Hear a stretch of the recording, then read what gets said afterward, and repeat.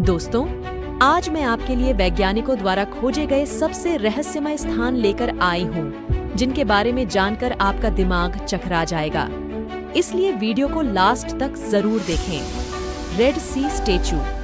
Egypt के एक port पर स्थित यह बुद्ध स्टेचू रोमन साम्राज्य के समय से दर्शाने लायक था, जिसे जीप के द्वारा इंडिया के साथ किए गए व्यापार को दिखाता था।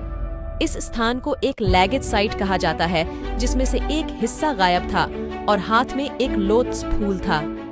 Roman fort space.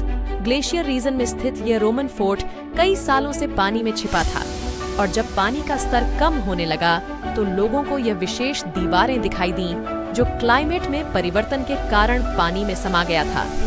ना जी बेटा, सीपे। जर्मनी के ब्लैक सी तक जाने वाली यह दीवार हिट वेव का शिकार होने पर दिखती है, जिसमें नाजी जर्मन बैटलशिप पानी के नीचे मिलता है, जो दूसरे विश्व युद्ध के आखिरी दिनों के कारण यहाँ छुपाए गए थे। वू दी स्टेचू।